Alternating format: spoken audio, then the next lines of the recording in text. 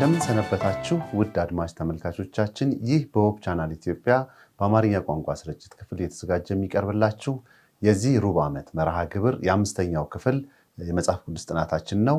በዚህ አምስተኛው ዙር የመጽሐፍ ቅዱስ ጥናታችን አብረውኝ ሊያጠኑ ያሉትን ላስተዋውቃችሁና ወደ ጥናታችን እንገባለን። ዶክተር ዮናስ እንዲሁም እህቴ ትትና ፓስተር ኤፍሬም አብሮን የሚቆይ ይሆናል። እኔም አብሬያችሁ የምቆየው ሙሉነህ እባላለሁ።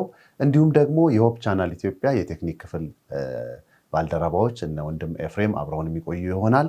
በዚህ ሁሉ ውስጥ እግዚአብሔር ክብሩን እንዲወስድ ጌታ መንፈስ ቅዱስ ደግሞ እንዲያስተምረን ጥናታችንን ከመጀመራችን በፊት ወንድም ዶክተር ዮናስ ጸሎት ያደርግልናል።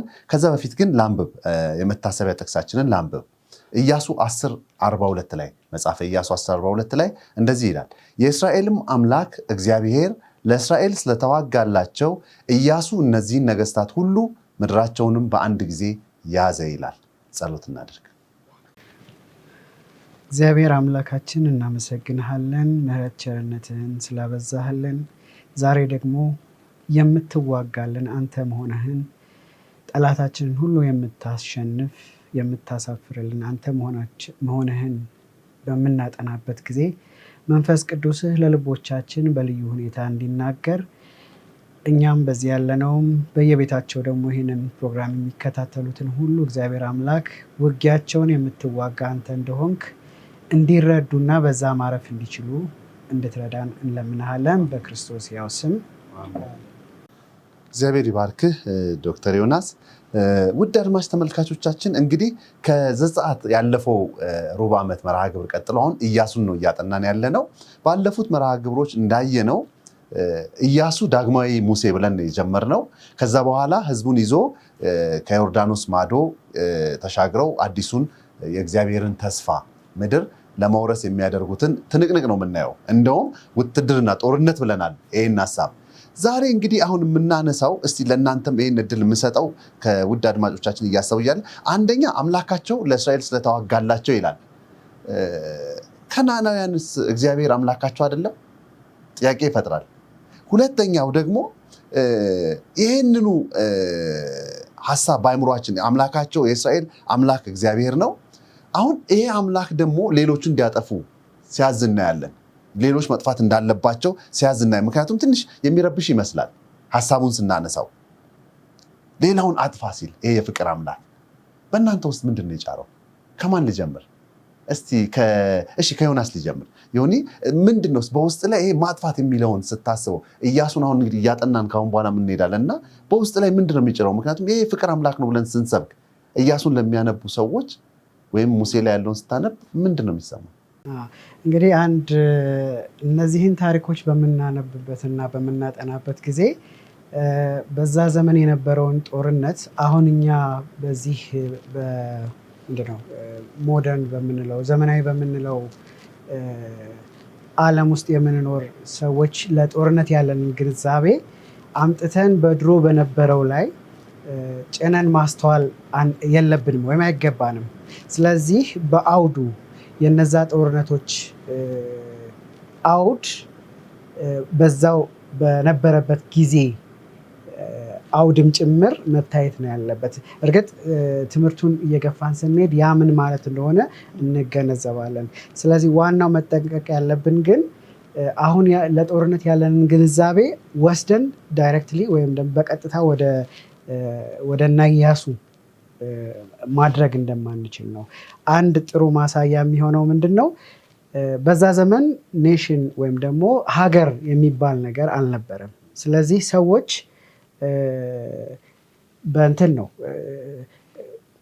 ሀገር እንዲኖራቸው የተገባላቸውን ቃል ለማግኘት ሲሉ ያልተደራጁ ወይም ደግሞ አሁን በዘመናዊ አርሚ የምንለው የጦር ሰራዊት ይሄን ስራዬ ብሎ የሚሰራ ጦር ሰራዊት ባልነበረበት ሁኔታ ነው እነዚህ ጦርነቶች ይደረጉ የነበረው።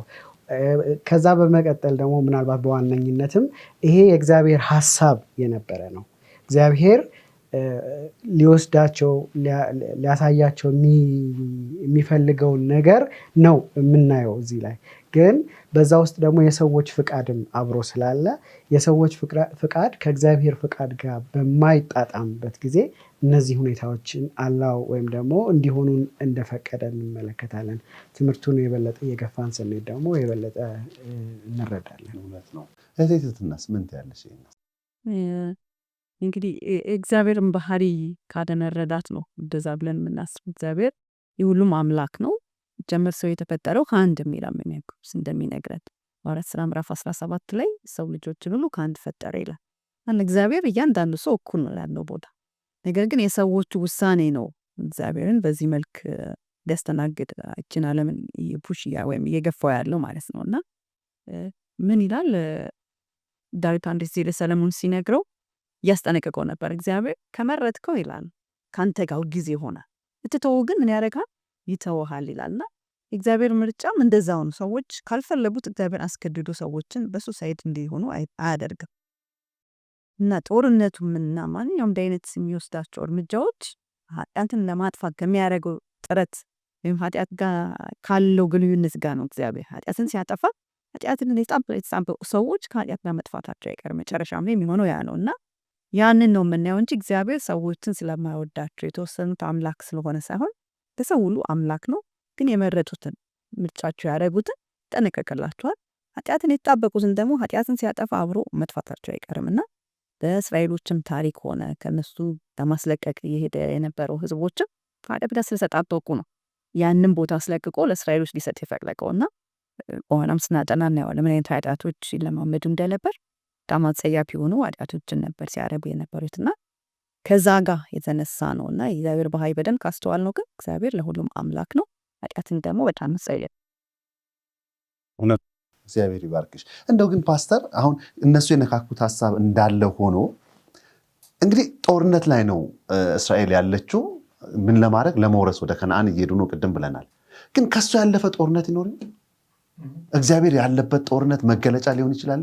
በእስራኤላውያን እና በከነዓናውያን መካከል የምናየው ጦርነት የታላቁ ወይም ጦርነት ወይም ተጋድሎ አንዱ ክፍል ነው። ግን ከጀርባ ያለውን ትልቁን ጦርነት ካላስተዋል ነው የኛውን ልንረዳ አንችልም። የታላቁ ተጋድሎ ጭብጥ ካለማወቅ የተነሳ በዘመናችን ወይም በታሪክ ውስጥ እንደምናየው ብዙ ክርስቲያን የሚሉ አገሮች ወይም አንድ ሃይማኖት ቡድኖች የነ ኢያሱ እነዚህ የመጽሐፍ ቅዱስ ጥቅሶችን በማውጣት እኛም ቅዱስ ጦርነት መዋጋት አለብን የሚል ነገር ተግባራዊ አድርገዋል። በታሪክ እንደምናውቀው የመስቀል ጦርነት የሚባል አለ። አንተን የማይደግፉ ሰዎችን በመስቀል ስም በክርስቶስ ስም የማጥፋት ሂደት አለ። ይሄ በጠቅላላው የመጽሐፍ ቅዱስን ጽንሰ ሐሳብ ካለመረዳት የተነሳ የሚመጣ ነውና እንግዲህ ቅዱስ ተብሎ ጦርነት የለም። የእግዚአብሔርን ግን በዚህ ስፍራ የምናየውን የጦርነትን ሐሳብ ስናይ ቅድም እንደተባለው ኃጢአትን ከማቆም አኳያ እንግዲህ ኃጢአትን ለማቆም አምላክ የመጨረሻ መፍትሄ አድርጎ የሚወስደው ይህንን ፍርድ ነው። ፍርድን የምንመለከትበት የአምላክን ባህሪ የምናይበት ባህሪ ተብሎ የተጠቀሰው በጣም ሊሰመርበት የሚገባ ጉዳይ ነው። እንግዲህ ጽድቅን ከማጽናት ጽድቅን በመጨረሻ በምድር ላይ ከመትከል አኳያ የምናየው ሐሳብ ነውና በጊዜው እስራኤል እውነት አምላኩ እግዚአብሔር ነው። አምላኩ እግዚአብሔር ሆኖ ግን የሚጸናው እስራኤል እግዚአብሔርን እስከመረጠ ድረስ ነው። እግዚአብሔርን መምረጥ በሚያቆምበት ጊዜ እስራኤል እንዴት እንደጠፋ ደግሞ በትምህርታችን እናያለን። ከነዓናውያን የመረጡት ሌላ አማልክት ስለሆኑ እነዛ አማልክቶች ሊያድኗቸው አልቻለም። ስለዚህ ማን ነው ተዋጊው? እግዚአብሔር ተዋጊ ነው፣ እሱም ደግሞ አሸናፊ ነው።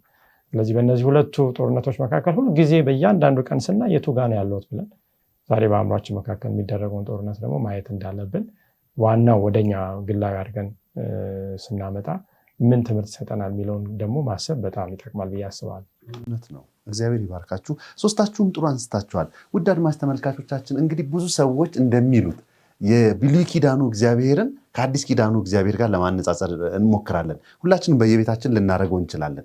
ግን በትክክል ነው ወይ? አዲስ ኪዳኑ ላይ ያለው እግዚአብሔር እዛ ጋር የለም ወይ? ምክንያቱም ለምንድነው ይሄን ማንሳት ያስፈለገኝ? ኖርማሊ የእስራኤል አምላክ እግዚአብሔር ብሏል። ቅድም እንዳልነው የከነዓናውያን ወይም ደግሞ ሊጠፉ የአማሌቃውያን የአሞራውያንም አምላክ ነው እሱ። አሁን ቅድም አንስታችኋል። ትልቅ ጭብጥ ምርጫ የሚባል ጉዳይ አለ። ይሄ ምርጫ አሁን ቅድም ካነሳነው ሐሳብ ከታላቁ ተጋድሎ ጋር ይያያዛል። ምን አይነት ጦርነት? የመለኮታዊ ጦርነት ነጸብራቅ ነው። ከማን ወገን ሆንን ነው። ያ የጦርነት ደግሞ የሚገለጸው በካራክተር ነው፣ መታዘዝ ወይም አለመታዘዝ። ስለዚህ አለመታዘዝ የሚለውን ሐሳብ ወይም የመንፈሳዊ አንደምታውን እንዲሁም ደግሞ የሰላም ራእይ ደግሞ ፓስተር ቅድም ያነሳው እግዚአብሔር ይሄ ጦርነት ያስፈለገው መቆም ስላለበት ነው። ያ ጦርነት መቋጨት አለበት። ስለዚህ እንዲቋጭ ካስፈለገ አብረውት ያሉት ሰዎች ምርጫቸውን ማሳወቅ አለባቸው። ለምን? የዛ የእግዚአብሔር ዓላማ ሰላም ለሆነው ዓላማ ተካፋዮች ምርጫችንን ማሳየት አለብን። ስለዚህ አሁን ጥያቄ ያለው ለእስራኤላውያንም ይሁን ለከነዓናውያኖቹን ሊያስወግዱት የሚሄዱበት ቦታ ጋር ምርጫ ያለው መታዘዝ ወይም ከማግ ወገን ነኝ የሚለው ነው። እንግዲህ ውድ አድማጭ ተመልካቾቻችን ይሄን እናያለን። ታዲያ አሁን እግዚአብሔር አምላካቸው እስራኤል ነው ያለው እና እንዲያሸንፉ የፈቀደው ከነዓናውያን ነው ብለናል። ከነዓናውያን ምን መርጠው ነው እግዚአብሔር አምላካችሁ አይደለውም ያለው? ወይም ደግሞ እንዲጠፉ የወሰነባቸው ምን ስላደረጉ ነው? ይህን በተለይ ደግሞ ዘፍጥረት 15-16 ጥሩ በጣም ደጋግመን እናነሳዋለን እዚህ ጥናቶቻችን ላይ እና ምን ይላል? በአራተኛው ትውልድ ግን ወደዚህ ስፍራ ይመለሳሉ ይላል። ከዛ በኋላ የአሞራውያን ኃጢአት ገና አልተፈጸመምና ይላል። አሁን ምን ማለት ነው? አሁን አምላክነቱን ለማቆም እግዚአብሔር ጊዜ ሰጥቶ ነበር ማለት ነው። ዛሬ እስከኛ ጋር እንዴት ነው የምናያይዘው? እንግዲህ በዘፍጥረት 15 ላይ የምናየው ሐሳብ አምላክ ለአብርሃም እየተናገረ የነበረበትን ሁኔታ ነው። አብርሃም በትንቢት መንፈስ ማለት እንችላለን የእስራኤልን ወደ ግብፅ በባርነት የመሄድን ነገር ከእግዚአብሔር የተቀበለ ነብይም ነበር። አብርሃም ነብይ እንደሆነ መጽሐፍ ቅዱስ የተለያየ መረጃ ይሰጠናል። እና 4 ትውልድ የሚለው እያንዳንዱ ትውልድ እንግዲህ ወደ 100 ዓመት እንደሆነና 400 ዓመታት ቆይቶ ከ430ኛው ላይ ማነው እንትና እስራኤል ዮሴፍ ከሄደ በኋላ ሲቆጠር ነው የሚሆነው 400 ዓመት። ስለዚህ ያንን 400 ዓመት ከሞላ በኋላ እስራኤልን ከግብፅ ያወጣበት ጊዜና እነዛን ደግሞ አሕዛብ ለማጥፋት እግዚአብሔር ስራውን የጀመረበት ሁኔታ ነው። እዚህ ላይ በጣም የሚደንቀው ዘፍጥረት 15-16 ላይ ተመልካቾቻችን ሁላችንም መጽሐፍ ቅዱስ ላይ ማየት እንችላለን። ምን ይላል? በጣም የሚደንቅ ነው። ዘፍጥረት 15-16 እንዲህ ይላል፣ በአራተኛው ትውልድ ግን ወደዚህ ይመለሳሉ፣ የአሞራውያን ኃጢአት ገና አልተፈጸመም። የሌላውን ትርጉም ስናይ የአሞራውያን ኃጢአት ገና አልሞላም። ይሄ ኃጢአት የሚለውን ደግሞ ምንድነው ብለን ስናይ አመፅ የሚለውን ትርጉም ይዛል። የእንግሊዝኛው ኢኒኩዊቲ የሚለውን ያው ኃጢአት ነው፣ አመፅም ኃጢአት ነው፣ ኃጢአትም አመፅ ነው። ግን በአንድ ስፍራ ጌታችን መድኃኒታችን ኢየሱስ ክርስቶስ በመጨረሻ ላይ በስምህ አጋንንተን አላወጣንም፣ በስምህ ታምራት አልሰራንም፣ በስምህ እነዚህን ሁሉ አላደረግንም ሲሉ ትንቢት እናንተ አመፀኞች ከቶ እኔ አላወቅኳችሁም፣ ከእኔ ራቁ ይላል። አመፅ ሆን ተብሎ የሚሰራ ኃጢአት ነው ማለት ነው። እያወቅ ነው ኃጢአት እንደሆነ እየታወቀ ይሄ እናየዋለን በሚቀጥለው ሰንበት ትምህርት ወይም ሌሎችም ቀናትን። የድፍረት ኃጢአት የሚባል ነው፣ ትዕቢትም ያለበት ነው፣ እግዚአብሔርንም መሳደብ ነው። ምክንያቱም መንፈስ ቅዱስ በሚወቅስበት ጊዜ ለመንፈስ ቅዱስ ምላሽ አለመስጠት፣ እንደ ቃሉ እግዚአብሔር ይሄ ጥሩ አይደለም ብሎ ሲናገር እምቢ ማለት እንትኑን ይሄ አሁን ለምሳሌ ብርጭቆ እንደው ጥሩ ምሳሌ ነው አይደል? ምን እያለ ይመጣል? እየሞላ ይመጣል ማለት ነው። እንግዲህ በእግዚአብሔር ፊት ልኬት አለ። እንዴት እንደሆነ እኛ እናውቅ፣ መለኮት ነው የሚያውቀው። ይታገሳል፣ አሁንም እንደገና ተመልሶ ይወቅሳል፣ እንደገና ስንገፋው ተመልሶ ይወቅሳል፣ ይጠብቃል። ዓመታትን ዘመናትን ሰው ንስሐ እንዲገባ ይነግራል። ስለዚህ ኃጢአትን እየወለደ ይመጣል። በጣም የሚደንቀው በፊት ከተሰራው ኃጢአት እየከፋ ነው የሚሄደው። የከነዓናውያንን ኃጢአት ስናይ ለ400 ዓመት ጽዋው እንዲሞላ ያደረገ ምንድነው? ልጅን መሰዋት፣ ሟርት፣ አስማት፣ ጥንቆላ፣ መተት፣ መናፍስት ጠሪነት፣ ይሄ ከሙታን ጋር የመነጋገር ይሄ ከአጋንንት ጋር ቀጥታ የመነጋገር ማለት ነው። ሙታን ምንም ማወቁም ይላል መጽሐፍ ቅዱስ። እነዚህ ሁሉ በከነዓናውያን ምድር እየበዛ አንደኛ አሕዛብ ረክሰዋል ይላል በዘሌዋውያን 18 ላይ። አሕዛብ መርከሳቸው ከነዓናውያን እንደገና ምድሪቱን አርክሰዋል ይላል። ከዛ ምድሪቱም የሚኖርባትን ሰዎች ትተፋለች ይላል። ስለዚህ ፈጽሞ ህዝቡ ምድሪቱ የተረገሙበት፣ እንደውም እንደ ርኩሰታቸው አታድርጉ፣ እናንተም እንደነሱ ርኩሰት ብትሰሩ እነርሱ እንደተፋች ምድርም እናንተን ትተፋለች ያለ እግዚአብሔር ለእስራኤል ይናገራልና ይህንን የኃጢአት ጽዋ መሙላትን እንመለከታለን። በሉቃስ 13:3 ላይ የእግዚአብሔር ቃል ሲናገር ከዚህ ጋር ተያይዞ ጌታችን ኢየሱስ ክርስቶስ ወደ እርሱ መጥተው በአንድ ስፍራ ኃጢአት የሰሩ ሰዎች የጠፉትን ሊናገሩ ሞከሩና እንዲህ አላቸው። በዚያን ጊዜ ሰዎች መጥተው ጲላጦስ ደማቸውን ከመስዋዕታቸው ጋር ስለደባለቀው ስለ ገሊላ ሰዎች አወሩለት። ቁጥር 1 ነው ማነበው። ኢየሱስም መልሶ እንዲህ አላቸው፣ እነዚህ የገሊላ ሰዎች ይህ ስለደረሰባቸው ከገሊላ ሰዎች ሁሉ ይልቅ ኃጢአተኞች የሆኑ ይመስሏቸዋል? እላችኋለሁ አይደለም። ነገር ግን ንስሐ ባትገቡ ሁላችሁ እንዲጠፋላችሁ። ይህ በጣም ወሳኝ ነው። ንስሐ ካልገባችሁ ሁላችሁ እንደ አሕዛብ እያለ ልክ እንደ ከነዓናውያን እያለ እዛ ጋር እንደጠፉ እንደ ገሊላ ሰዎች እያለ ትጠፋላችሁ። ከዛ በኋላ እንደውም በሰሊሆም ግንብ የወደቀባቸው የገደላቸው እነዚህ 18 ሰዎች በኢየሩሳሌም ከሚኖሩ ይልቅ በደለኞች ኢየሩሳሌም ውስጥ እንግዲህ እግዚአብሔር ሕዝብ እስራኤል ነው የሚኖሩ። ነገር ግን ንስሐ ባትገቡ ሁላችሁ እንዲጠፋላችሁ። በኋላም እስራኤል እንደ ሕዝብ እንደ አገር የጠፋው በተመሳሳይ ጽዋው ሲሞላ ነው። በ70 ዓመተ ምህረት ልክ የከነዓናውያን እንደቆጠረ የነሱም ተቆጥሯል።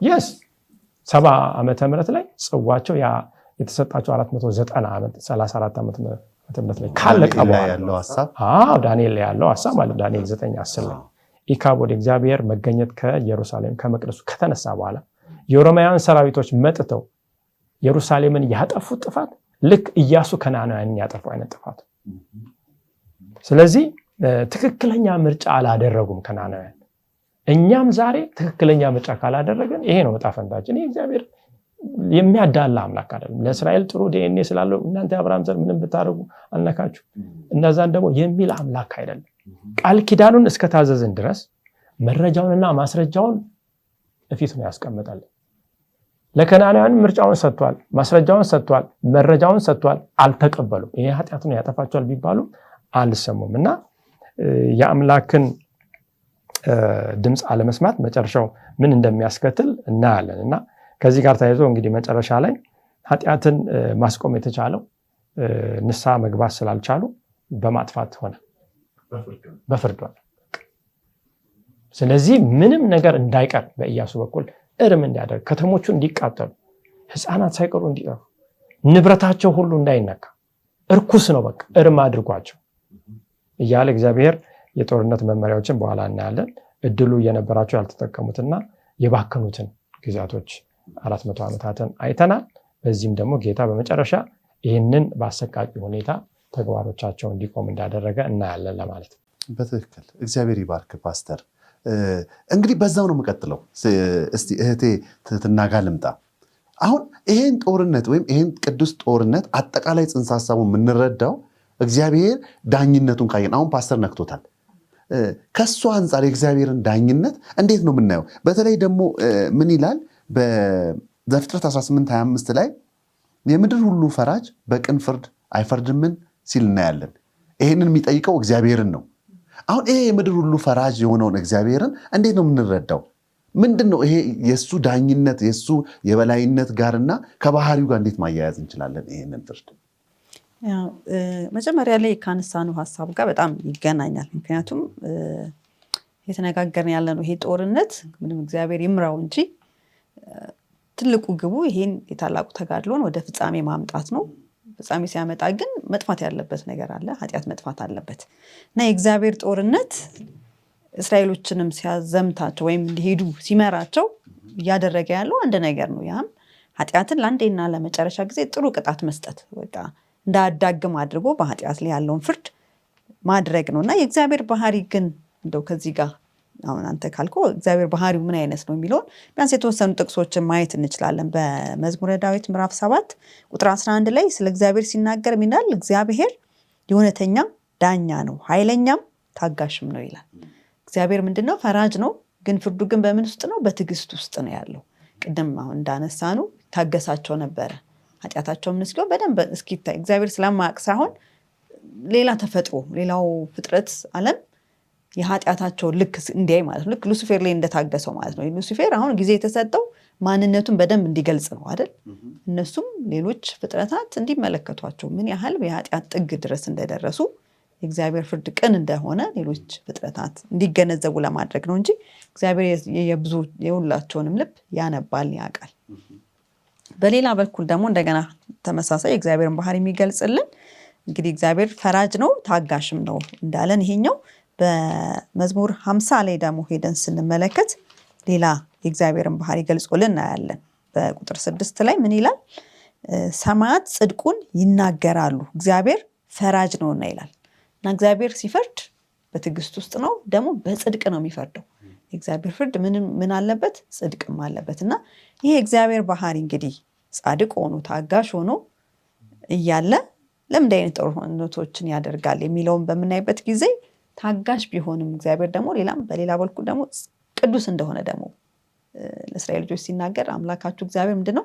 ቅዱስ ነውና ተቀደሱ ይላቸዋል። ሙሴም ኢያሱም ሲናገራቸው እናያለን። የእግዚአብሔር ቅድስና ምንድነው? የተቀደሰ ማለት ቃሉ እንደምናውቀው የተለየ ማለት ነው። ያ የተለየነቱ ምንድነው? በኃጢአት ላይ እግዚአብሔር በቃ አይደራደር፣ ምንም ለኃጢአት ቦታ የለውም። እኛም እንድንቀደስ የሚፈልገው ልክ እንደሱ ኃጢአትን እንደሚጠላ እኛም የሱ አይነት ለኃጢአት ጥላቻ እንዲኖረን ነው እግዚአብሔር የሚጋብዘን ማለት ነውና በኃጢአት ላይ እግዚአብሔር አይደራደር፣ ምንም ቦታ ሊሰጡ አይፈልግም። ምክንያቱም ኃጢአት ምንድነው? ትልቅ ዩኒቨርሲቲን ሁሉ አሁን ያስከፈለን ማየት እንችላለንና ከሁሉ በላይ እኛን ስለሚጎዳን ኃጢአትን እንድንጠላ እንድንጸየፍ የሚፈልገውና ታጋሽ ቢሆንም በኃጢአት ላይ ግን እግዚአብሔር ጨካኝ ነው። ኃጢአት ሊወስድ የሚገባውን ዋጋ እንዲወስድ ይፈልጋል። ያም ዋጋ ደግሞ የዘላለም ሞት የሚለውን እንዲከፍል ወይም ያንን በሞት ለማጠናቀቅ ይፈልጋል እግዚአብሔር ኃጢአትን ማለት ነው። እና ስለዚህ ይሄንን ጦርነቶች እግዚአብሔር ቢመራም ያንን ማከናወን ስለሚፈልግ ነው። ከዛ ሌላ ኃጢአትን ማጥፋት ብቻ ሳይሆን ደግሞ የእግዚአብሔር ፍትህ እንዲሰፍን ይፈልጋል። እግዚአብሔር ፍትሃዊ አምላክ ነው። ቅድም እንዳነበብ ነው ፍትሃዊነቱ የሚታየው እነዚህን ኃጢአቶች ሁሉ በኃጢአትም የተያዙትን ነገሮች አስለቅቆ የእሱ ፍትህ የሚሰፍንበትን የእሱ ደግሞ እንደገና ሰላምም ራሱ ደግሞ ሰላም የሚሰፍንበትን መንገድ ነው እግዚአብሔር እያበጀ ያለው ማለት ነው። በእነዚህ ጦርነቶች ዋና ግቡ ማለት ነው ምን ማምጣት? ፍትህን ማምጣት፣ ሰላምን ለአንዴና ለመጨረሻ ጊዜ የማይናወጥ ምድርን ሰላምና ፍትህ ያለበትን ምድር ለማምጣት ነው። ምክንያቱም ቅድም ባነበብነው ቅድም በተረዳነው በተነጋገርነው ሐሳብ ላይ እነዛ አህዛቦች ያልናቸው ሰዎች እነሱ በእግዚአብሔር ፍጥረቶች ናቸው። ነገር ግን እግዚአብሔር መፈለግ አልፈለጉም፣ በራሳቸው መንገድ ሄዱ። ስለዚህ ያንን እነሱ ተጣብቀውት የነበረውን ኃጢአት ሲያስወግድ የራሱን ህዝብ እየፈጠረ ነው። ለዛ ህዝብ ምን ይሰጣቸዋል? ይሄንን ባህሪ ፍትሃዊነት ያለበት ሰላም የሰፈነበትን ምድር መፍጠር ነው እግዚአብሔር እነዛን ሰዎች አስለቅቆ እስራኤልን በዛ ቦታ ማድረግ የፈለገው ማለት ነው። እና እግዚአብሔር የምድር ፈራጅ ቢሆንም ፍትሃዊም ነው፣ ቅንም ነው። ደስ የሚለው ኃጢአተኛውን ከምን ጋር አያጠፋም ማለት ጻድቁን ከኃጢአተኛው ጋር አያጠፋም። ቅድም ያነበብነው ዘፍጥረት 18:25 አብርሃም ደጋግሞ እየሄደ እየጠየቀ ያለው ምናልባት እንደው 10 የመጨረሻ ያጠየቀው 10 ሰው ቢኖር ታጠፋለህ ወይ ጻድቁን ከኃጢአተኛ ጋር? አላጠፋም፣ ለ10 ስል ያንን ከተማ አድናለሁ ብሎ ነበርና ይሄን በተደጋጋሚ በብዙ ታሪኮች አይተነዋል። ለምሳሌ ልክ አሁን እሱ ባለው በሎጥ ጊዜ ሎጥን ቢያንስ ከነ ቤተሰቡ አድኖታል እንጂ ሎጥንም አብሮ አላጠፋም ከኃጢአተኞች ጋር። በኖህ ዘመን ጊዜ ኖህን ከነ ቤተሰቡ አድኖ ምድሩን በሙሉ አጥፍቷል። ረሃብን ደግሞ መውሰድ እንችላለን። ባለፈው እንዳጠና ነው እሷን አድኖ ምን አደረገ? ያንን ሌሎችን በሙሉ እንዲጠፉ አድርጓል። በመጨረሻም ጊዜ እኛ የተለያየ ቦታ ምርጫችን የተለያየ ቦታ ማለት ከምንኖርበት አካባቢ አንጻር በኃጢአት በጣም የወደቀ ቦታ ውስጥ ልንኖር እንችላለን። ግን የኛን ከእግዚአብሔር ጋር ያለን ግንኙነታችን እስካላጠፋን ድረስ እግዚአብሔር እነዛን ሰዎች አውጥቶ ሌላውን ማጥፋት ይሆናል ውሳኔው ማለት ነው። እና የእግዚአብሔር ጽድቅ የዛን ያህል ጥግ ይሄዳል ማለት ነው። ዝም ብሎ በጭፍን ሌላውን ሁሉ የሚያጠፋ ጻድቁን ከኃጢአተኛ ጋር የሚያጠፋ አይደለም። እና ፍርዱ በጽድቅ በቅንነት እንደገናም ደግሞ ሰላምንና ፍትህን በማስፈን የሚደረግ ነው። እና ጦርነቶቹ ሁሉ ስናያቸው ይህንን ያካተቱ ናቸው። የመጨረሻም ጦርነት የምናደርገው ከኃጢአት ጋር እግዚአብሔር ይህን ሲደመድም ይህንን አስፍኖ ነው። ሰላምን ወደፊት አሁን በኋላ እናየዋለን። ሰላማዊ ምድርን በመፍጠር ፍትህን ያለበትን ሰው ሁሉ እግዚአብሔር ጋር ጥሩ ግንኙነት ሊያደርግ የሚችልበትን ስፍራ ወይም ፈጥሮ ነው እግዚአብሔር ጦርነቱን የሚያጠናቅቅ። ዓላማው ጦርነቱን ማገባደድ መጨረስ ላይ ነው፣ ላይመለስ። እግዚአብሔር ይባርክሽ። በተለይ ደግሞ በጣም ደስ የሚለው ውድ አድማጭ ተመልካቾቻችን ማማለጃ የማይቀበል ወይም አድሎ የማያውቅ ጻድቅ ዳኛ የሆነው አምላካችን ይሄ መሆኑ ምን ይሰማችኋል? ምክንያቱም አዳላም በቃ እሱ አሁን ቅድም ፓስተርም ቲቲም እንዳነሳችሁት እግዚአብሔር ለካናናውያን የፈረደ አምላክ ለእስራኤላውያንም ይፈርዳል። በብሉይ ኪዳን የፈረደ አምላክ አሁንም በእኛ ላይ ይፈርዳል። ምክንያቱም እግዚአብሔርን ማንም ምን አይባልበትም፣ አይዘባበቱበትም። ለምንድን ነው? እሱ ጻድቅ ፈራጅ ነው። የሚወደንን ያህል ኃጢአትን ይጠላል። አሁን ሁለቱም ባላንስ ነው ማድረግ ያለብን። እንደውም የእሱ በጣም የሚገርመው ግፍን፣ ኃጢአትን፣ ቅድም ያልነውን ሕፃናትን ማቃጠልን፣ ይሄ አላስፈላጊ የመራባት አምላክ ብለው ቅዱስ ዝሙት ይሉታል እነሱ። እንደውም በየቤተ መቅደሱ የሚያደርጉት ቅዱስ ዝሙት፣ ዝሙትን ልቅ የሆነ ዝሙትን በማድረግ በማስፋፋትን እነዚህ ነገሮችን የተጸየፈ አምላክ ነው። ዛሬስ በዚህ በእኛ ሕይወት ውስጥ ምን አሁን ቅድም እንዳልሽው ሊነቀል የሚገባ ሊጠፋ የሚገባ ይኖር ይሆን? እሱ ጥያቄያችን ይሆናል። ዶክተር ወደ አንተ ልምጣ። ዶክተር ወደ አንተ ስመጣ ታዲያ ይሄን አምላክ እያመለክን ነው ካልን እና የእግዚአብሔርም እቅድ የነበረው በተለይ ደግሞ ዘጸአት 23 28-30 ስናነብ ምን ይላል መሰላችሁ? በፊትህም ተርብ እሰዳለሁ፣ ኤዋውያንንም ከናናውያንንም እነዚህን ሁሉ ይልና ይቆጥርና ከፊትህ አባራለሁ ነው የሚለው። አሁን እግዚአብሔር ዓላማው ከቦታቸው እነዛን ማንሳት ነው ወይስ ማጥፋት ነው? ማንሳት ከሆነ ማጥፋት ለምን አስፈለገ? እዚህ ላይ እንግዲህ ዘጸአት ላይ ያለውን ጥቅስ ስንመለከት እግዚአብሔር ሀሳቡ ይችን ማርና ወተት የምታፈሰውን ምድር ለእስራኤል ቃል ሲገባ እንግዲህ ባለፉት ትምህርቶችም እንዳየ ነው እግዚአብሔር በቅን ፍርድ ወደዚህ ውሳኔ እንደመጣ እንመለከታለን። ግን እንደዛም ሆኖ እነዚህን ሰዎች በጦርነት አጥፍቶ ያን ምድር ለከነዓናውያን የመስጠት ሀሳብ ይዞ አልነበረም የተነሳው። እዚህ ጥቅሱ ላይ እንደምንመለከተው በትክክል እያለ ያለው ምንድን ነው? ተርብ እለክባቸዋለሁ፣ ደን ስፍራቸውን ጥለው ይሄዳሉ፣ ከፊትህ ዞር አረጋቸዋለሁ፣ ያን ጊዜ አንተ ትገባለህ ነው እስራኤልን ሲል የምንመለከተው። ነገር ግን እንደዛ ያልሆነባቸው ምክንያቶች ጊዜው በደረሰ ጊዜ ቅድም ያነሳ ነው ጥቅስ አለ አይደለም? ጊዜው ወይም ደግሞ ጽዋቸው እስኪሞላ የሚል ሀሳብ አይተናል። ግን ጽዋቸው ሲሞላ የእነዚህ ሰዎች ሁኔታ ምን ሆነ? ጭራሽ በግንብ የታነጹ ቤቶችን ከተሞችን መስራት ጀመሩ።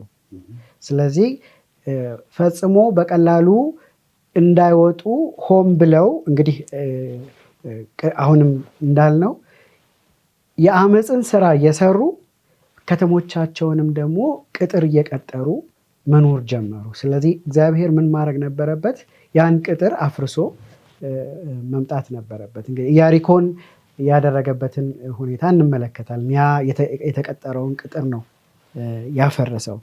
እንደዚሁም መሳፍንት ምዕራፍ 1 ቁጥር 24 ጀምሮ ስናነብ የምናገኘው አንድ ሎዛ ስለምትባል ከተማ አለ።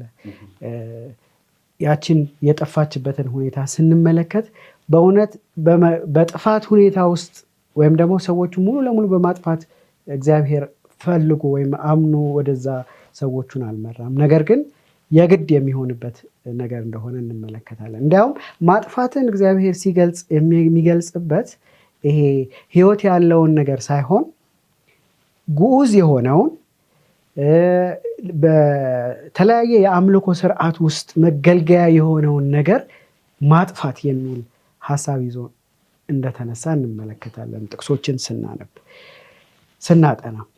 ስለዚህ ይሄ የማይሆንበት ሁኔታ ሲሆን ነው ወደ ጦርነት የተገባው፣ ወደ ማጥፋት የተገባው። ምክንያቱም ሰዎች አንድም እንግዲህ ይህን የተቀደሰ ወይም ቅዱስ ጦርነት የሚባለውን ሀሳብ ስንመለከት ወይም ስለዛ ስናጠና መገንዘብ የሚገባን ነገር ምንድን ነው? የእግዚአብሔር ጥል ከሰዎቹ ጋር አይደለም። በዋናነት ከሰው ጋር አይደለም። ሰው እንዲመለስ እግዚአብሔር የተለያየ እድሎችን ይሰጣል። ለነዚህ ለከነዓናውያንም ሰጥቷል። ረሃብን ማንሳት እንችላለን። ስለ እግዚአብሔር ሰዎች እና ስለ እግዚአብሔር ስራ አስቀድመው ሰምተው ነገሮቻቸውን እንዲያስተካክሉ እንደው ሌላው ቢቀር እንደ ገባዖን ሰዎች ተለማምጠውም ቢሆን ራሳቸውንም እንደው ለውጠውም ቢሆን ከእስራኤል ጋር ሰላምን መፍጠር መቻል ነበር። ስላላደረጉ እግዚአብሔር እስከ መጨረሻ ልክ ጣዖቶቹ እንደጠፉት የማምለኪያ ቅጥሮቹ እንደፈረሱት ሰዎችንም ወደዛ የማጥፋት ደረጃ ላይ ደረሰ ማለት ነው። ስለዚህ በዚህ አውድ ስንመለከተ ነው ትክክለኛው ምክንያት የሚገባን። እግዚአብሔር ዓላማው እነሱን ዞር ማድረግ ነበር፣ ግን እነሱ ኃጢአታቸው ጋር ስለተጣበቁ ከኃጢአት ጋር አብረው እንዲጠፉ ሆነዋል ማለት ነው። እግዚአብሔር ይባርክህ። በደንብ ጥሩ ሀሳብ ነው ያነሳው። እሱን የሚደግፍ አንድ ሀሳብ አለ። ዘዳግም 12:2-3 እንደዚህ ይላል፣ መሰዊያዎቻቸውን አፍርሱ፣ ሐውልቶቻቸውንም ሰባብሩ፣ የማምለኪያ አጸዶቻቸውንም በእሳት አቃጥሉ፣ የአማልክቶቻቸውንም የተቀረጹ ምስሎች አንከታክቱ፣ ከዚያም ስፍራ ስማቸውን አጥፉ።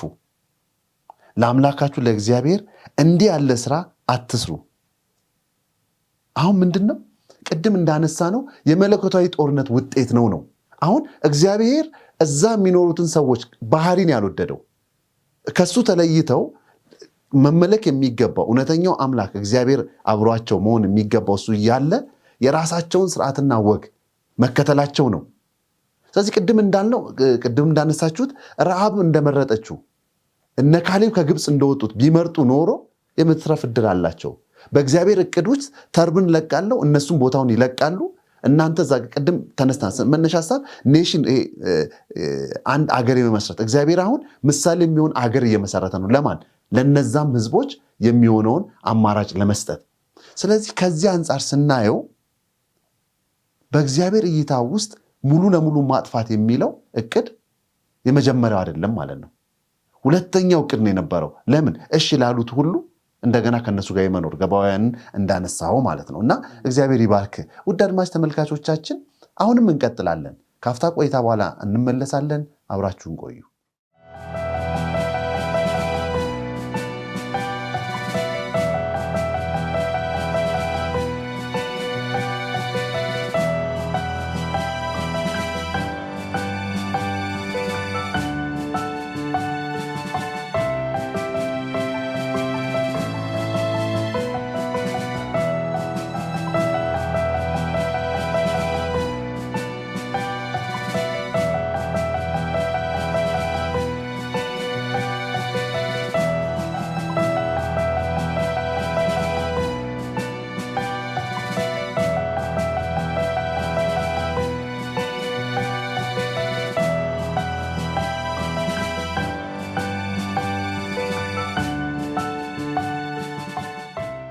ሰናል ውድ አድማጭ ተመልካቾቻችን እንግዲህ እንቀጥላለን። በዛው ሐሳብ ላይ ምንድነው ቅድም ስንወያይ የነበረው የእግዚአብሔር ሐሳብ መንቀል ወይም ደግሞ መበታተንና ዳግመኛ እድል መስጠት ነው እንጂ ማጥፋት አልነበረም ብለናል። ነገር ግን አሁን የካናናውያንስ ምርጫ ምንድነው? አሁን ለመጥፋታቸው ዋና መነሻ የነበረውን ሐሳብ እንድናይ ፈልጋለሁ ፓስተር። ምክንያቱም ፈጽሞ ማጥፋት የሚለው የመጣው ለምንድን ነው? በጣም ጥሩ። እንግዲህ ነፃ ምርጫ የሚባል ነገር የመጽሐፍ ቅዱስ ትልቅ ጽንሰ ሐሳብ ነው። ፈጣሪ በዘፍጥረት ምዕራፍ 1:26 ላይ ምንድን ነው ያለው? ሰውን በመልካችን እንደ ምሳሌያችን እንፍጠር ሲል እናያለን። እና ሰውን ከፈጠረ በኋላ ያካፈለው ትልቁ አንዱ የመለኮት ባህሪ ምርጫ ነው። እንግዲህ እግዚአብሔር ራሱ የሚመርጥ አምላክ ነው። ስለዚህ ባህሪውን ነው ያካፈለን እና ይሄ የምርጫ ኃይል እኔ በዚህ ቃል በምናገረው አንደበት ልገልጸው አልችልም። በጣም ብዙ መዘዝ ወይም ውጤት የሚያስከትል ነገር ነው እና ከአዳም ጀምሮ ሰዎች በምርጫቸው እስከ ዓለም መጨረሻ ድረስ በራሳቸው ላይ የሚያመጡት መዘዝ ወይም በረከት ወይም እርግማን ሊሆን ይችላል። እንዲህ ነው ተብሎ የሚገለጽ አይደለም እና ዛሬ በየአንዳንዱ በየአፍታው የምንመርጠው ምርጫ የራሱ ውጤት እንዳለው ልናይ እንችላለን እና ምንም እንኳን ሰውን በመልኩና በአምሳሉ ቢፈጥርም በቃ እኔን መስለ እኔን ወደ ኑር አላለም። አዳም ከተፈጠረ በኋላ ራሱ እግዚአብሔርን ለመምሰል መምረጥ ነበረበት። ምክንያቱም ሮቦት አይደለም፣ ማሽን አይደለም የፈጠረው። አምላክን በማየት ሁልጊዜ ወደ እሱ ባህሪ በመቀየር ወደ ክርስቶስ ኢየሱስ ሙላት የማደጉ ነገር ገና በመጀመሪያው በዘፍጥረትም ነበረ። ምክንያቱም የአዳምን መፈጠር ስናይ ለፍጥረት ሁሉ የአምላክን ክብር እንዲያሳይ ነው። በኋላ በክርስቶስ ኢየሱስ ደግሞ እኛ እንደገና አዲስ ሆነን ስንፈጠር ምርጫችን ሁልጊዜ ማን ነው? በየቀኑ ሊሆን የሚገባ ክርስቶስን።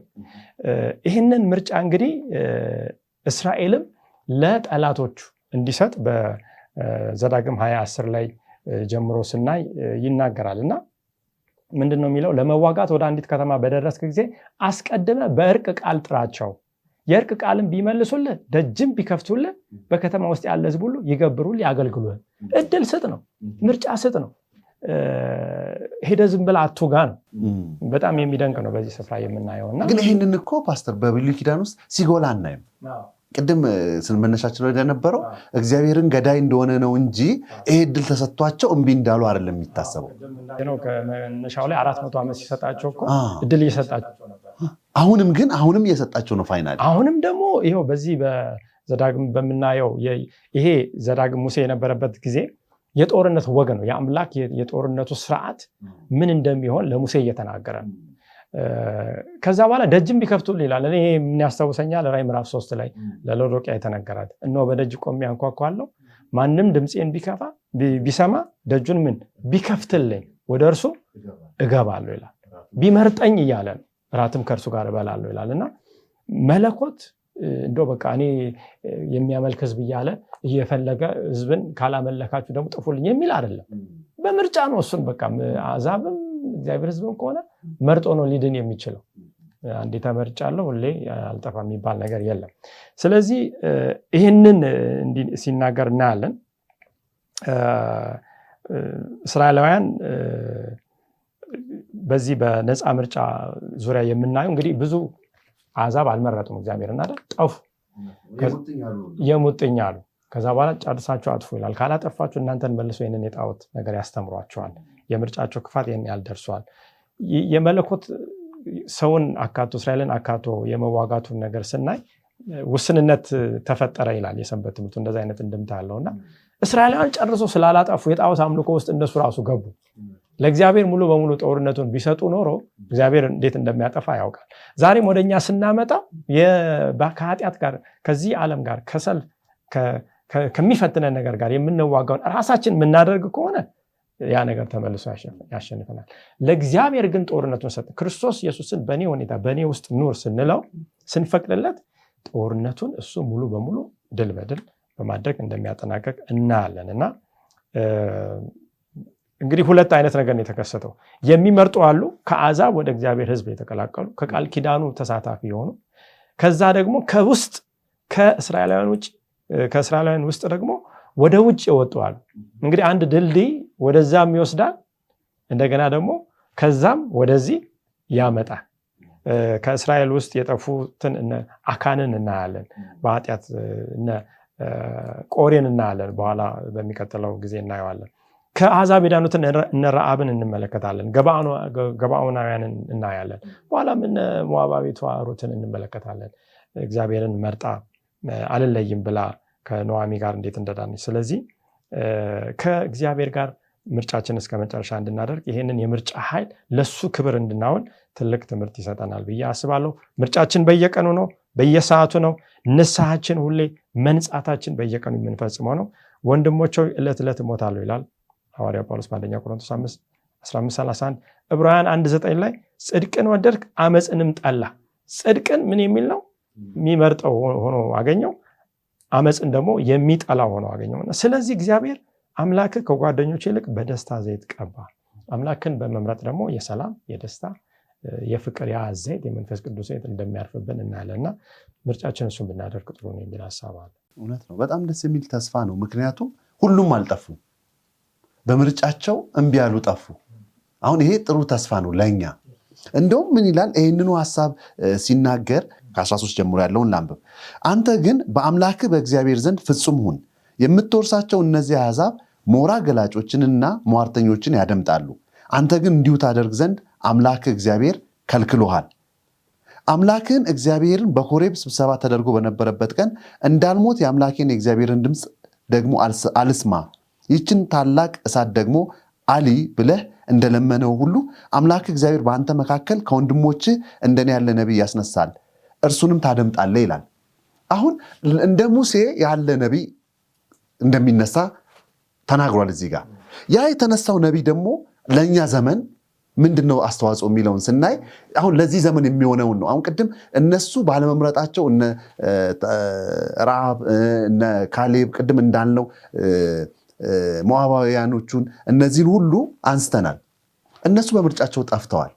ግን አሁን ጥያቄ ያለው አሁን ድጋሜ የተነሳው ይሄ ድጋሚ ከወንድሞቻቸው የተባለው እና ከመጀመሪያውም ደግሞ በእግዚአብሔር እቅድ ውስጥ ያለው ማጥፋት ወይም መኖር ነው። አሁን ምንድነው? ሁለት ምርጫ ነው ያለው። ተባብረን መቀጠል ከእግዚአብሔር ጋር ወይም እምቢ ብለን ከኛ ባህሪ ወይም ደግሞ ባህል ይሄ ምንድነው የተለያዩ ምንላቸው ወግ ሰው ሰራሽ የሆኑ ስርዓቶች እነዚህን እምቢ ብለን የእግዚአብሔርን ተቃውመን መጥፋት ወይም መቀጠል ነው። አሁን ጥያቄ ያለው ቲቲ እግዚአብሔር አትጥፉ የሚለው ለምንድን ነው? ምንድነው በእግዚአብሔር ማጥፋት ውስጥ ቀጥሎ ያለው ምንድነው? ምክንያቱም ለራሳቸው ብሏል። ከዚህ በፊት ያሉት እርኩሰትን እንዳያስተምሯችሁ አጥፏችሁ ብሏል። ዛሬ ደግሞ እኛም እነዚህን አሁን ቅድም ያነሳሁት ይሄን ልንሰማው ያለው ያ ነቢይ ክርስቶስ ነው፣ ሌላ አይደለም። አሁን እሱ የነገረን አለ። እዚህ በክርስቶስ አምላክ በስጋ ተገልጦ ያስተማረን አለ። አሁንም የእሱን ማስጠንቀቂያ ችላ ማለታችንን አንድ ላይ እንክተትና ለነዛም ለእኛም ቀጥሎ ምንድነው ዓላማው? የእግዚአብሔር ሀሳብ አንድ ነው። ለማንም ከመጀመሪያ ጀምሮ ለሰው ሁሉ ያለው ሀሳብ ሪስቶሬሽን ነው። ሰውን ወደ ነበረበት ቦታ መመለስ ነው። ኃጢአትን ሙሉ ለሙሉ ካስወገደ በኋላ ሰብአዊ ዘርን በሙሉ መጀመሪያ ሲፈጥረው የሰጠውን ክብር መልሶ እንዲያገኝ ማድረግ ነው የእግዚአብሔር ሀሳብ እና በዛ ውስጥ የምናያቸው ሂደቶች ናቸው እንደዚህ እስካሁን በጦርነት በምን እያየናቸው ያለው ማለት ነው። እና ይህንን እንደማሳያ አድርጎ ትንሽ እንደው በሁለተኛ ነገሥት ውስጥ ያለ ታሪክ የተወሰነ ነገር የሚያሳየን ነገር አለ። ሁለተኛ ነገሥት ምዕራፍ 6 ላይ እንግዲህ አንድ ንጉስ አለ ከእስራኤል ጋር መዋጋት የፈለገ ማለት ነው፣ የሶሪያ ንጉስ እና ሁልጊዜ ጦሮችን ይልካል ወደ እስራኤል። ሲልክ ግን ያው በዛ ደግሞ የነበረ ነብይ አለ፣ ነብዩ ኤልሳ። እሱ ምን ያደርጋል? ለእስራኤል ንጉስ ይነግረዋል፣ ሶሪያ ውስጥ በዚህ ውስጥ ሊመጡብህ ነውና ተጠንቀቅ ይለዋል። የእስራኤል ንጉስ ደግሞ የተነገረውን ማስጠንቀቂያ እየወሰደ ብዙ ጊዜ አመለጠ ከሶሪያ ንጉስ ማለት ነው። እና ያ በተደጋጋሚ ሲሆንበት ሶሪያ ንጉስ ምንድን ነው ከኛ መሀል እንደው የተወዳጀ አለ ወይ ከእስራኤል ንጉስ ጋር ብሎ ጦርኖቹን የራሱን ሲጠይቅ አይደለም እኮ በእስራኤል ምን አለ? ነብይ አለ። አንተ በቤት ሆነ የምትነጋገረውን ነገር እዛ ነብዩ ለማን ይነግራል? ለንጉሱ ይነግራል። ስለዚህ ንጉሱ ደግሞ ይጠነቀቃል እያለ ነገሩት። ስለዚህ ምን አደረገ? ጦሮቹን ሁሉ አምጥቶ ያንን ነብይት እንዳለ ይጠይቃል። ኤልሳ ያለበትን መጥቶ ሲከብ እናየዋለን። በሚከብበት ጊዜ በዙሪያው እንግዲህ ጊያዝ አገልጋዩ ወጥቶ ሲያይ ጦሩ ከቦታል ኤልሳና ዙሪያውን ማለት ነው። እና ምን አለው ይላል? አትፍራ፣ ከኛ ጋር ያሉት ከነሱ ይበልጣሉና አትፍራ አለው። ከዛ ሲጸልይ አይኑ ሲከፈት የሆነትም በጣም ብዙ የእሳት ሰራዊቶች፣ የእሳት ሰረገሎች ከሰረገላ ጋር ኤልሳንና አገልጋዩ ያሉበትን እነዛን ሰራዊቶች ሁሉ ከቦ ይመለከታል። እና ከዛ ጸለየ ኤልሳ። ከዛ ይሄ ታሪክ የምታገኙት ቅድም እንዳልናችሁ በሁለተኛ ነገሥት ምዕራፍ 6 ላይ ነው። ከምዕራፍ 1 ጀምሮ በጣም ደስ የሚል ታሪክ ነው። ተመልካቾች እንዲያነቡት እንጋብዛቸዋለን። በኋላ ምን ብሎ ጸለየ ኤልሳ? አይናቸው ይታወር ብሎ ጸለየ። ከዛ ወሰዳቸው ወደ ኢየሩሳሌም። መራቸው። የምትፈልጉት ሰው እኔ ላሳያችሁ፣ አይደለም መንገዱም ልክ አይደለም፣ ቦታውም ልክ አይደለም፣ እኔ ልውሰዳችሁ ብሎ እየመራቸው ወሰዳቸው። ወስዶ የት ነው የወሰዳቸው? ንጉሱ ጋር ነው የወሰዳቸው፣ የእስራኤል ንጉስ ጋር። ከዛ የእስራኤል ንጉስ ባያቸው ጊዜ የተናገረውን ሄደን ብናይ ልግደላቸውን ብሎ አባቴ ወይ ልግደላቸውን ብሎ ጥያቄ ያቀርባል። የማነብላቸው ሁለተኛ ነገሥት ምዕራፍ 6 ቁጥር 20 ጀምሮ ወደ ሰማርያም በገቡ ጊዜ ኤልሳ አቤቱ ያዩ ዘንድ የእነዚህን ሰዎች አይኖች ግለጥ አለ። እግዚአብሔርም አይኖቻቸውን ገለጠ፣ እነርሱም አዩ፣ እነሆም በሰማርያ መካከል ነበሩ። የእስራኤልም ንጉስ ባያቸው ጊዜ ኤልሳን አባቴ ሆይ ልግደላቸውን አለው ይላል። ከዛ እርሱም አትግደላቸው፣ ከዛ ይልቅ ምን እናርጋቸው አለ። ቀጥሎ ቁጥር 22 ላይ እርሱም አትግደላቸው፣ በሰይፍህና በቀስትህ የማረከውን ትገድል ዘንድ ይገባሃልን? እንጀራና ውሃ በፊታቸው አኑርላቸው፣ በልተው እና ጠጥተው ወደ ጌታቸው ይሂዱ አለው። ብዙ መብልም አዘጋጀላቸው፣ በበሉና በጠጡ ጊዜ አሰናበታቸው ይላል። እና እንግዲህ የጦርነት ሁለቱ ሰዎች ሁሉ የመጣ የተደጋገመ ሶሪያ እየከበባቸው ነው። እና ያንን ጦርነት እንግዲህ ሲያመጣልህ እጅ ላይ መግደል ነው ያው የሚጠበቀው። እና ነገር ግን የእግዚአብሔር ነብይ ሆነው ኤልሳ ግን ያው እግዚአብሔር በሱስ ተጠቅሞ ለሰዎች ያለው ዓላማ በመጨራረስ ምርኮ በማብዛት አይደለም። የእግዚአብሔር ሐሳብ ዋናው ሐሳቡ ምን ማምጣት ነው? ሰላምን ማምጣት ነው። እነዛን ሰዎች መግደል፣ መማረክ፣ ማሰቃየት ይችላሉ። የእግዚአብሔር ሐሳብ ያ ስላልሆነ ኤልሳዕም ያንን ሐሳብ ለእስራኤሎች አድርጎ ለእኛም ሲያስተምረን ነው የምንመለከተው። የእግዚአብሔር ሐሳብ ሰዎች ተማርከው ብዙዎች ጠፍተው እንዲኖሩ ሳይሆን ሰላምን ማስፈን ነው። ያ በማድረጉ እንዲበሉ እንዲጠጡና ወደ ጌታቸው እንዲሄዱ በማድረጉ ምን አደረገ? የሶሪያ ንጉሥ ከዛ ቀጥሎ አልመጣም ይላል። ቁጥር 23 ላይ ብናነቡ ሄደን ሁለተኛ ነገሥት ምዕራፍ 6 ቁጥር 23 ላይ ከዚያም በኋላ ይላል መጨረሻው ላይ የሶሪያ አደጋ ጣዮች ወደ እስራኤል ሀገር አልመጡም ይላል። እና እንግዲህ ብዙ ጊዜ አንድ ሰው ጋር ስትጣሉ በጸብ ከመለሳችሁለት ምን ይሆናል? ጸብ ነው የሚፈጠረው አይደል? በፍቅር ግን ከመለሳችሁለት ያ ፍቅር ተመልሶ ይመጣል ማለት ነውና ወዳጅነትን እንዴት መፍጠር፣ ሰላምን ማስፈን እንዳለብን የሚያስተምር ማለት ነው። በብዙ ቦታዎች ብዙ ጦርነቶች ልንሆን እንችላለን ከግለሰቦች ጋር ከተለያዩ ሰዎች ጋር። የኛ ትልቅ አንድ እርምጃ መሄድ እነዛን ሰዎች ወደ ሰላም ያመጣቸዋል ማለት ነው። እና ይሄ የእግዚአብሔር ሐሳብም ሁልጊዜም በልጆቹ መስራት የሚፈልገው እነሱ የሰላም መልእክተኞች ሆነው ሌሎችን ወደ ሰላም እንዲያመጡ ወደ እግዚአብሔር ሰላም። ዋና የመጨረሻው ዓላማውን ደግሞ እንግዲህ ክርስቶስ ወደዚህ ምድር ሲመጣ ቀደም እንዳላችሁት እንደኔ ያለ ነብይ ያስነሳላችኋል ብሎ የተናገረው ክርስቶስ ነው። ክርስቶስ በሚመጣ ጊዜ ስለሱ የተነገረውን በምናይበት ጊዜ ምን አይነት ሰው ምን አይነት መሲ ነው እንጠብቅ የነበረው የሚለውን ስናይ በኢሳይያስ 9 ቁጥር 6 ላይ ስለራሱ ስለማንነቱ ሲገልጽ ሕፃን ምን ወልዶናል ይላል? ተወልዶልናል። ምዕራፍ 9 ቁጥር 6 ወንድ ልጅም ተሰጥቶናል፣ አለቅነትም በጫንቃው ላይ ይሆናል፣ ስሙም ድንቅ መካር፣ ኃያል አምላክ፣ የዘላለም አባት፣ የሰላም አለቃ ተብሎ ይጠራል ይላልና ክርስቶስ የሰላም አለቃ ነው። ማስፈን የሚፈልገው መጨረሻም ቀደም እንዳልነው ሰላማዊ መንግስትን ነው። ሰላም መጀመሪያ ገና ይችን ዓለም ሲፈጥራት የነበረውን አይነት እንደውም ከዛም በላይ በብዙ እጥፍ ሰላም ያለባት መንግስት ነው መመስረት የሚፈልገውና ይህንን ቀደም ባየነው ታሪክ አሳይቶናል በኤልሳዕ ውስጥ ሆኖ ማለት ነውና ይቺ ሰላም ያለባት መንግስት ምን ትሆናለች ይላል። ቁጥር በዛው ኢሳይያስ ምዕራፍ 11 ላይ ሄደን ስናይ ደግሞ የተወሰኑ ሐሳቦችን በሱ መንግስት ምን አይነት ግዛት ይኖራል የሚለውን በምናይበት ጊዜ ከቁጥር 1 ጀምሮ የተወሰኑ ቁጥሮችን ብናነብ ኢሳይያስ ምዕራፍ 11 ቁጥር 1 ላይ ከእሴይ ግንድ በትር ይወጣል፣ ከስሩም ቁጥቋጦ ያፈራል። የእግዚአብሔር መንፈስ የጥበብና የማስተዋል መንፈስ፣ የምክርና የኃይል መንፈስ፣ የእውቀትና የእግዚአብሔርንም የመፍራት መንፈስ ያርፍበታል።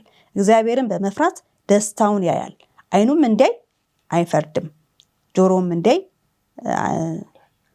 ጆሮውም እንደምትሰማ አይበየንም። ነገር ግን ለድሆች በጽድቅ ይፈርዳል፣ ለምድርም የዋሆች በቅንነት ይበይናል። በአፉም በትር ምድርን ይመታል፣ በከንፈሩም እስትንፋስ ክፎችንም ይገድላል። የወገቡን መታጠቂያ ጽድቅ፣ የጎኑን መቀነት ታማኝነት ይሆናል ይላል። ይሄ የክርስቶስ ባህሪ ነው። መንግስቱም የሚመሰረተው በጽድቅ የሚፈርድበት፣ ለድሆች መልካም የሚያደርግበት፣ እግዚአብሔር ለታመኑ እሱን ለሚፈሩ ሰዎች የሚያዘጋጃት ምድር ይሄ በሰላም የሰፈነባት ጽድቁ የሚገለጥባት ምድር ናት። ይህን ምናልባት በግልጽ በጣም የሚያሳየን ከሌሎቹ ከብሉይ ኪዳንም የበለጠ ማለት እንግዲህ ብሉይ ኪዳንን የምናየው በጦርነት የተሞላ አምላክ አድርገን ነው ስንወስድ የነበረው እስካሁን በነበረው ብዙዎች የሚታመነው ማለት ነው። ግን ይህን ቅድም ያነበብነው ጥቅሶች ምን ላይ ነው ያለው? ብሉይ ኪዳን ውስጥ ነው ያለው። ኢሳይያስ መጽሐፍ በተለይ የወንጌል መጽሐፍ ተብሎ ይታወቃልና በዛ ውስጥ ነው ያገኘነው እንዲህ አይነቱ አኗኗር። ይህን ደግሞ በተሻለ መንገድ ደግሞ ዮሐንስም ገልጦት እናያለን። የክርስቶስ መንግስት ምን አይነት መንግስት ይሆናል? ይሄ የምንጠብቀው እንደኔ ያስነሳላችኋል ተብሎ የምንጠብቀው የሚጠበቅ ነው። መጥቶም ደግሞ ይወስደናል ብለን ተስፋ የምናደርገው ክርስቶስ በሚመጣ ጊዜ ያዘጋጃት ምድር ምን ትሆናለች የሚለውን ሲናገር በራዕይ መጽሐፍ ምዕራፍ 22 ላይ ሁሉም ስለ ከተማዋን አየው ይላል ዮሐንስ። ያቺ ከተማ ምን ትመስላለች? ያቺ ግዛቷ የክርስቶስ ግዛት የሚለውን ስናነብ ቁጥር 22 ላይ ምዕራፍ 22 ራዕይ መጽሐፍ ቁጥር 22 ላይ ጀምሮ እንደዚህ ይላል። ሁሉንም የሚገዛ ጌታ አምላክና በጉ መቅደሷ ናቸውና መቅደስ በእርሷ ውስጥ አንዳየሁም ይላል። ለከተማይቱም የእግዚአብሔር ክብር ስለሚያበራላት መብራቷም በጉ ስለሆነ ፀሐይ ወይም ጨረቃ እንዲያበሩላት አያስፈልጓትም ነበር። አሕዛብም በብርሃኗ ይመላለሳሉ፣ የምድርም ነገስታት ክብራቸውን ወደ እርሷ ያመጣሉ። ከዚያም ሌሊት ስለሌለ ደጆቿ በቀን ከቶ አይዘጉም። የአሕዛብንም ግርማ ክብር ወደ እርሷ ያመጣሉ። ለበጉም በሆነው በሕይወት መጽሐፍ ከተጻፈ በቀር ጸያፍ ነገር ሁሉ ርኩስም ውሸትም የሚያደርጉ ሁሉ በእርሷ ከቶ አይገባም ይላልና ክርስቶስ ያዘጋጀልን ምድር እንዲህ አይነቱ ምድር ነው።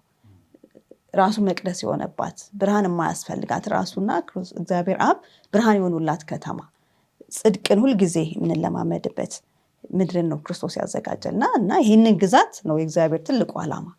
ኃጢአትን በሙሉ አስወግዶ ኃጢአትና በኃጢአት ላይ የነበሩትን ጠባሳዎች ሁሉ አጥፍቶ ከክርስቶስ ጠባሳ በቀር ማለት ነው። ከዛ ውጪ ኃጢአት ደግሞ ማናስብበትን ሰላማዊ ምድርን ለሕዝብ መስጠት ነው የሱ ዓላማና እስካሁን ያየናቸው ጦርነቶች ዛሬም በየቀኑ የምናልፍባቸው ጦርነቶች የዛ የመጨረሻውን ግብ ለማምጣት ነው ክርስቶስ እያደረገ ያለውና ትልቅ መርሳት የሌለብን እንግዲህ ያንን ምድር ለመውረስ ግን ምን ያስፈልገናል? ቅድም እዚህ ጋር እንዳነበብነው ከክርስቶስ ጋር የተጣበቀ ህይወት ያስፈልገናል። ህይወት መጽሐፍ የተጻፍን መሆን ይኖርብናል። ከዛ የተጻፍን ደግሞ ከዛ ላለመፍጣት ምርጫችን ጊዜ ከክርስቶስ ጋር መሆን አለበትና ክርስቶስን በየቀኑ ማንመርጠው ከሆነ የየቀኑ ምርጫችን ክርስቶስ ካልሆነ ከዛ ተጽፈን ከነበረ ህይወት መጽሐፍ የመፋቅ ስጋት አለ ማለት ነው። ከተጻፍን ደግሞ እስከ መጨረሻው ካልተጻፍን ደግሞ መጻፍ ይኖርብናል ማለት ነው በክርስቶስ ኢየሱስ በማመን ማለት ነውና የእግዚአብሔር ዓላማ ማንም እንዲጠፋ አይደለም፣ ሁሉም ወደ ዘላለም ህይወት እንዲደርሱ በክርስቶስ ኢየሱስ የተዘጋጀውን የዘላለም ህይወት ሁላችን እንድንወርስ ነውና ያን ነው። እግዚአብሔር ይባርክ። እስቲ በጣም ጥሩ ጥሩ ሐሳቦችን ያነሳሽው። በተለይ ደግሞ የሚገርመው ሐሳብ አመጽን ነው የሚያመጣው። እንደውም ክርስቶስ ምን አለ? በዚያን ጊዜ ኢየሱስ እንዲህ አለው፣ ሰይፍ የሚያነሱ ሁሉ በሰይፍ ይጠፋሉና ሰይፍህን ወደ ስፍራው መልስ አለ። አሁን ምንድነው በብሉይ ኪዳን ላይ የነበረው ያ ሁሉ ማጥፋት ለሚጠፋው ፍርድ ምልክት ነው። የእግዚአብሔርን ኃጢአት ላይ ያለውን ጭካኔ አይተናል። ግን መጨረሻ ላይ ያደረገው ተአምር ነው አሁን በጣም የሚገርመው። ቅድም ብለናል። እንደውም ምን ይላል? ትንቢተ ሆሴዕ 2:18 ላይ እንደዚህ ይላል፣ በዚያን ቀን ባሌ ብለሽ ትጠሪኛለሽ እንጂ በአሌ ብለሽ አጥር። ከዛ በአሌ ምንድነው የሚለውን ገብቻ አይቼ ነበር። ይገርማቸዋል። ምን እንደሆነ ታውቃለህ? አለቃዬ። በአል የሚለው ጣዖት ነው፣ ሎርድ ነው ይላል። ሎርድ አሁን በአል የሰይጣን ወይም ደግሞ የፀሐይ አምላክ ነው። አሁን ሳንዴን ያ ማለት እኮ እንዳላቋርጥ እንጂ ብለ እስራኤል ራሱ በአልን ያመልክ ነበረ። ማን ብሎ? እግዚአብሔር ብሎ። ምክንያቱም አምላክ ማለት በዓል ነው። ይህንን ተፈጥሯዊ የሆነውን ነገር የሚሰጠን ምርት እንዲኖር ፀሐይ እንዲወጣ ጅረቱ እንዲፈስ የሚያደርገው በዓል ነው ብለው እግዚአብሔርን እኮ ነው። ልክ በሙሴ ጊዜ ምንድነው አሮን እኮ ነው አሮን ያደረገው። በዓል አምላክ ማለት ነው። ስለዚህ በዓል የሚለውን ቃል ለእግዚአብሔር ተጠቅመው ማለት ራይትፉሊ ተጠቅመውበታል። አሁን ግን ሌሎቹ በዓል የሚባለውን አምላክ ወይም የበዓል አምላክ ብለው የሰየሙትን ጣዖት ነው እግዚአብሔር እንትን ሲለው የምናገኘው እንጂ በዓል ማለት በራሱ አምላክ ማለት ነው። ስለዛ ጥቅስ ላይ አምላክ አሁን ባህሌ ትይኛለሽ የሚለው እና ምን አሰብኩ መሰላችሁ? አሁን ሎርድ አምላክ የሚለውን እና ባልና ሚስት የሚለውን አስቡት። ሪሌሽንሺፑ ወዴት የቀረበው የቱ ነው? አሁን እግዚአብሔር እዚህ ውስጥ እየሳለልን ያለው ብሉይ ኪዳን ላይ እየሳለ ያለው ይሄን አይነት ሪሌሽንሺፕ ነው። ከዛ ምን አደረገ መሰላችሁ? ያ ጦሩ ቀረና ሰይፍን ስለሚመዝ ራሱ ያ አምላክ ሰው ሆነ። ለኃጢአት ያለውን ጥላቻ ራሱ ላይ በመሸከም የኢሳያሱ መጽሐፍ የሚጠቅሰው ይህንን ነው። በጫንቃው ላይ ያደርጋል፣ ህመሙን ያን ሁሉ ያደርጋል ሲል ያንን። ስለዚህ አሁን የትኛው ጋር ነው የበለጠ የገለጠው ነው ሐሳቡ። አሁን በጦርነት ውጤቱን አይተናል። አሁን ደግሞ የጦርነቱን የባሰውን ደግሞ የዛን ሁሉ መግደል ውጤት ራሱ እግዚአብሔር ተሸክሞ ደግሞ ሰው ሆኖ ሲሞት አይተናል። ዶክተር እንዴት እንጠቅልሎ የዛሬውን ትምህርት? ጥሩ ነጥብ ነው አሁን ያነሳው። እንግዲህ የዚህ ትምህርታችን አርዕስት ምንድነው? እግዚአብሔር ስለእናንተ ተዋጊ፣ በእኛ ቦታ ሆኖ የሚዋጋው እግዚአብሔር ነው የሚል ነው እና ይሄ ቅዱስ ጦርነት ወይም ደግሞ ዲቫይን ዋር የተባለው ቅዱስ ጦርነት የተባለው ነገር ምንድን ነው ሪሊ የሚገልጽልን ካለን የእግዚአብሔርን ቁጣ ነው የሚገልጽልን። ይሄ የእግዚአብሔር ቁጣ ደግሞ በማይታዘዙት ላይ ነው። በአጠቃላይ እስራኤልም ቢሆን ከናናውያንም ቢሆኑ ወይም ሌሎች ህዝቦችም ቢሆኑ የእግዚአብሔርን ቁጣ ነው የሚያሳየው። ስለዚህ ይሄ ብሉይ ኪዳን ላይ የምናየውን እግዚአብሔርና አዲስ ኪዳን ላይ ያለውን እግዚአብሔር የምናይበት እይታ የሚጣረስብን ሁለት የአንድ ሳንቲም ሁለት ገጽታ የሆኑ የእግዚአብሔር ባህሪያውን ምክንያት ነው። ያ ምንድነው? ቁጣው አለ፣ በኃጢአት ላይ ያለው ቁጣው አለ፣ ደግሞ ፍቅሩ አለ። ስለዚህ ይሄን ነገር በትክክል ለመረዳት በተለይ የዛሬውን ትምህርታችንን በትክክል ለመረዳት የእግዚአብሔርን ማንነት በዚህ አይን ማየት ይገባናል። ከዚህ ትምህርት ልንወስደው የሚገባ ማለት ነው። የመጀመሪያው እግዚአብሔር ምንድነው? ቅዱስ ነው። እግዚአብሔር ቅዱስ ስለሆኑ ሕዝቡም ቅዱስ እንዲሆን ይፈልጋል። ከእግዚአብሔር ቅድስና የተነሳ ደግሞ ለክፉ ቦታ የለውም እግዚአብሔር። ስለዚህ ክፉ ማስወገድ አለበት። ከዚህ አንጻር የእግዚአብሔር ቁጣ ሲገለጽ እናያለን። እንዲያውም በአዲስ ኪዳን ላይ የእግዚአብሔር ቁጣን በብዛት ተገልጦ አናየው። ግን የእግዚአብሔር ቁጣ እንትን ነው ያለ ነገር ነው። በክርስቶስ ተገልጧል። የበለጠው ደግሞ በክርስቶስ መገለጡ መስቀሉ ላይ ያለው ቁጣ ለእኛ እንደውም መፍራት አይሆንም ዶክተር? ትክክል ነው። የእግዚአብሔርን ቁጣ የምናይበት በሙላት የምናይበት ክርስቶስን አብ ከክርስቶስ አይኑን ሲያነሳ ነው በዛ መስቀል ላይ። ስለዚህ ቁጣው የእግዚአብሔር ቁጣ ዛሬም ያለ መሆኑን እንመለከታለን። በብሉይ ኪዳን ወደ 580 ጊዜ ተጠቅሷል የእግዚአብሔር ቁጣ። በአዲስ ኪዳን ደግሞ ወደ 100 ጊዜ ተጠቅሷል። ስለዚህ የእግዚአብሔር ቁጣ አሁንም ያለ መሆኑን መገንዘብ በጣም ወሳኝ ነው ከባህሪው አንጻር። ሁለተኛው እግዚአብሔር ጻድቅ ነው። ጻድቅ ስለሆነ ጻድቅ ፈራጅ ነው። ራዕይ ምዕራፍ 6 ላይ እዛ በመሰዊያ ውስጥ ያሉ ጻድቃን እስከ መቼ ብለው የሚጠይቁት ጥያቄ መልስ ይፈልጋል። ያ መልስ ደግሞ ጻድቅ ፈራጅ የሆነው እግዚአብሔር ነው መልሱን የሚሰጠው። ስለዚህ እግዚአብሔር ጻድቅ መሆኑን እዚህ ውስጥ መገንዘብ ወይም ደግሞ ማስገባት ይኖርብናል። ሌላው እግዚአብሔር ፍጥረትን ሁሉ በምንድን ነው የፈጠረው? በነፃ ፍቃድ ነው የፈጠረው። ስለዚህ በነፃ እንድንከተለው በነፃ እንድናመልከው ነው የሚፈልገው። በኢያሱ መጽሐፍ በተለይ ደግሞ እንትን ስንል ኢያሱ ምዕራፍ 24 ላይ ምርጫ ሲያደርግን እኔና ቤቴ እግዚአብሔርን እናመልካለን። ስለዚህ እግዚአብሔር የምርጫ አምላክ መሆኑ እሱም ከባህሪ ውስጥ ያለ ስለሆነ በዛ አይንም ማየት ይኖርብናል። በመጨረሻ እግዚአብሔር ምንድን ነው? እግዚአብሔር ፍቅር ነው። እግዚአብሔር ፍቅር ነው። አንደኛ ዮሐንስ ምዕራፍ 4:8 ላይ እናገኘዋለን። እንዲያውም በኤርሚያስ ምዕራፍ 31:3 ላይ ምንድነው የሚለው? እግዚአብሔር በዘላለም ፍቅር ወደድኩሽ፣ ስለዚህ ወደ እኔ ሳብኩሽ ይላል። ስለዚህ እግዚአብሔር ፍቅር ነው። የዚህን የእግዚአብሔር ፍቅርነትን ደግሞ ምንድነው ሙላት የምንመለከተው በክርስቶስ ነው። ክርስቶስ የእግዚአብሔር ፍቅር መገለጫ ነው። እንዲያውም አንድ እዚህ ላይ አብረን አያይዘን ማየት የሚገባን ነገር እግዚአብሔር አንድን ሕዝብ ወይም ደግሞ አንድን ሀገር በመፍጠር ሰዎች ሁሉ ወደዛ ጽድቅ ሀገር እንዲመጡና የእግዚአብሔር ማንነት እንዲገነዘቡ ነበረ በመጀመሪያ ያሰበው አይደለም? ወይም ደግሞ ያደረገው። ግን ያ አልሆነም። እንደ ሕዝብ የሚቆም ወይም እንደ ሀገር የሚቆም የእግዚአብሔር ሕዝብ ሊመጣ አልቻለም። ስለዚህ አዲስ ሆኖ የእግዚአብሔር መንግስት መጥቷል።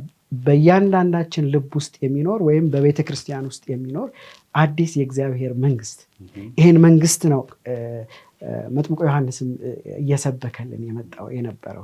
ስለዚህ በዚህ መንግስት ውስጥ ልንካተት የምንችልበት ብቸኛ መግቢያችን ምንድነው? ክርስቶስ ነው። ክርስቶስ መሸነፍ በሚመስል ማሸነፍ ውጊያችንን ሁሉ ተዋግቶልን ኢቭል ወይም ደግሞ ክፉን ወይም በአጠቃላይ ኃጢአት የምንለውን አስወግዶ የጽድቅን በር ከፈተልን ማለት ነው። ስለዚህ በእርግጥም ተዋጊያችን እግዚአብሔር አምላክ ልጁም ኢየሱስ ክርስቶስ እንደሆነ እናያለን ማለት ነው። እግዚአብሔር ይባርክ።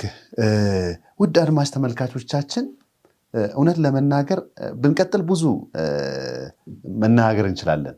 እንዲሁም መጨረሻ ላይ ተስፋው ምን ይላል? በሚክያስ 4:3 ላይ ማረሻቸውን ይቀጠቅጣሉ ነው አይደል? እሱ ብቻ አይደለም። ኢሳይያስ 60 ደግሞ ስናይ ምን ይላል? ሕፃናት ከእፉኝት ጋር ይጫወታሉ፣ ፍየል ከነብር ጋር። ይሄ የክርስቶስ ተስፋ ነው። ሁላችሁንም ወደዚህ እንጋብዛችኋለን። ምክንያቱም እግዚአብሔር የፍቅር አምላክ ነው። ሁላችሁንም ኑ ይላል። ለምንመጣው ሁሉ ደግሞ ምርጫችንን ይጠብቃል። እምቢ ካልን እንጠፋለን፣ እሺ ካልን ደግሞ ወደዚህ ወደ ተቀደሰው ተስፋ ተካፋዮች እንሆናለን። የዚህ ተስፋ ተካፋዮች እንድንሆን እግዚአብሔር ይርዳን። አጭር ጸሎት እናደርግ። ቅዱስ መሐሪ ሁሉን ቻይ የሆንክ እግዚአብሔር እናመሰግንሃለን። አባት ሆይ በተማርነው እንድንኖር አንተ እርዳን። ሰሚዎችን አንተ ባርካቸው። ሀገራችንን፣ ቤተክርስቲያናችንን፣ ልጆቻችንን ሁሉ ለአንተ አደራ ሰጠን። ለማያልፈው መንግስት አብቃን። በናዝሬቱ በኢየሱስ ስም